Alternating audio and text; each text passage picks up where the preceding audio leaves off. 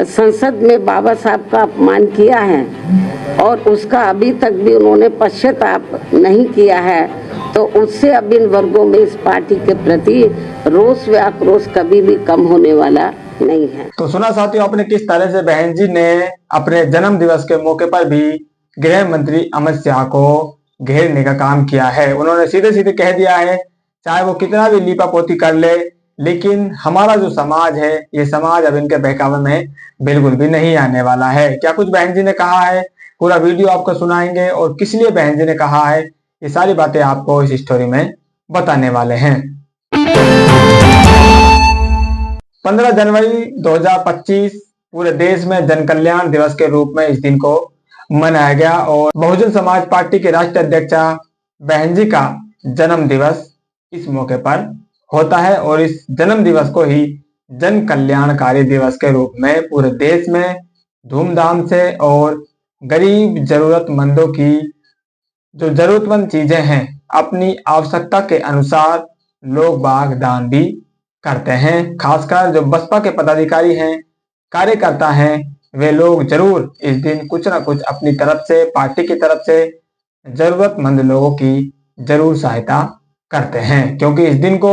जन कल्याणकारी दिवस के रूप में मनाया जाता है। तमाम नेताओं ने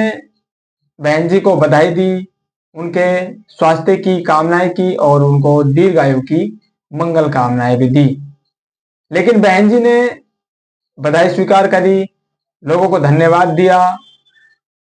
उसके बाद बहन जी का जो मुख्य काम है, इस देश की जनता का भला कैसा हो, बहुजन समाज का जो मनोबल है, बहुजन समाज का जो स्वाभिमान है, वो कैसा बचा रहे और उस पर कोई भी आंच आए तो उसको कैसे सुरक्षित किया जाए, इस बात का बहन जी ने अपने जन्म दिवस के मौके पर भी ख्याल रखा। आपको याद होगा कुछ दिन पहले देश के गृह मंत्री अमित शाह जी ने बाबा साहब को लेकर एक टिप्पणी करी थी, जिसे मीडिया से लेकर सोशल मीडिया तक विवादित बताया गया और उस पर देश भर में आंदोलन भी हुए, जिसमें बहुजन समाज पार्टी भी शामिल हुई। इस विरोध प्रदर्शन के बाद अमित शाह की तरफ से कोई भी सफाई नहीं आती है, कोई भी बयान उनका नहीं आता है। इसलिए जो गुस्सा है बहुजन समाज में, खासकर दलित समाज में, बाबा साहब के अनुयायियों में, अंबेडकरवादी लोगों में, वो गुस्सा अभी भी कम नहीं हुआ था। वो गुस्सा धीरे धीरे बढ़ी रहा है, लेकिन अमित शाह जी को उसका जवाब मिलना चाहिए, उनको माफी मांगनी चाहिए थी। उन्होंने माफी क्यों नहीं मांगी, ये तो वही बता सकते हैं। लेकिन दलित समाज, बहुजन समाज, अंबेडकरवादी लोग अपने महापुरुष के अपमान का बदला जरूर लेना चाहते हैं। इस बात का ख्याल बहन जी ने रखा और बहन जी को भी इस बात का इल्म है, उनको भी अपने महापुरुषों की जो बेइज्जती सरेआम हो रही है उसका ख्याल है, उसको बचाना उनका फर्ज है। इसीलिए बहन जी ने अपने जीवन के खास मौके पर भी बहुजन समाज के मान और सम्मान का ख्याल रखा और मीडिया के माध्यम से अपनी बात भारतीय जनता पार्टी और उसके नेताओं तक पहुंचाने का काम किया। उन्होंने सीधे सीधे कहा है कि बाबा साहब के ऊपर जो टिप्पणी की गई है ये बर्दाश्त नहीं की जाएगी और बहुजन समाज इसका बदला भारतीय जनता पार्टी को जरूर सिखाएगा। आप खुद सुनिए बहन जी ने क्या कहा है। और इस मामले में भाजपा व उनकी सरकारें भी कोई पीछे नहीं है, बल्कि जिस प्रकार से इस पार्टी के वरिष्ठ मंत्री ने संसद में बाबा साहब का अपमान किया है और उसका अभी तक भी उन्होंने पश्चाताप नहीं किया है, तो उससे अब इन वर्गों में इस पार्टी के प्रति रोष व आक्रोश कभी भी कम होने वाला नहीं है। चाहे इनके वोटों के लिए ये पार्टी आए दिन कितने भी अभियान क्यों ना चलाती रहे। तो सुनो आपने किस तरह से बहन जी ने साथियों अपने जीवन के खास मौके पर भी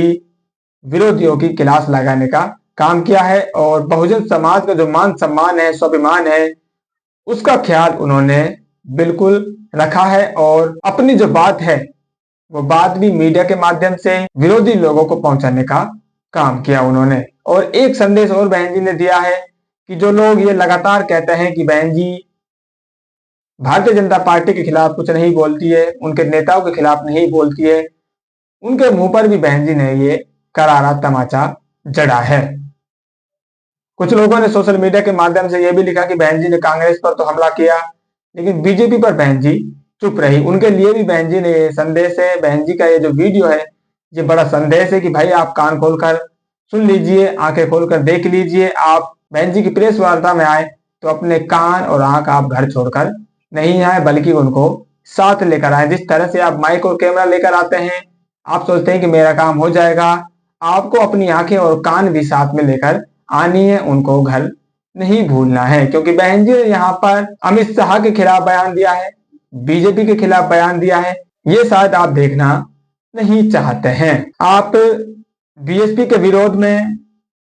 कांग्रेस पार्टी का विरोध यहाँ पर बता सकते हैं, खूब चिल्ला चिल्ला कर बताते हैं, दिखाते हैं, लेकिन जब बहन जी के द्वारा बीजेपी और उसके नेताओं पर कुछ बोला जाता है तो आपके जो कैमरा है वो देखना बंद कर देते हैं और आपके जो माइक है वो सुनना बंद कर देते हैं। ऐसा क्यों होता है ये तो आप ही जाने। लेकिन अब आपको ये जो वीडियो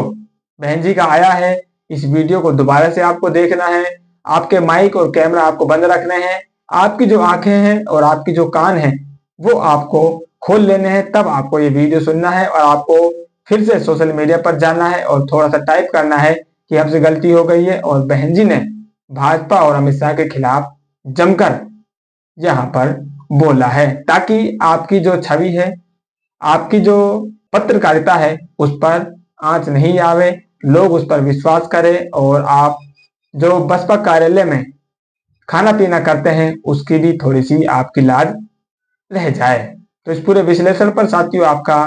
क्या मानना है और किस तरह से पत्रकार और मीडिया भी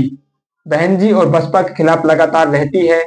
उस पर साथियों आपका क्या मानना है, अपनी राय जरूर कमेंट कीजिए। फिलहाल इस अपडेट में इतना ही, मिलते हैं नई अपडेट में, तब तक के लिए जय हिंद।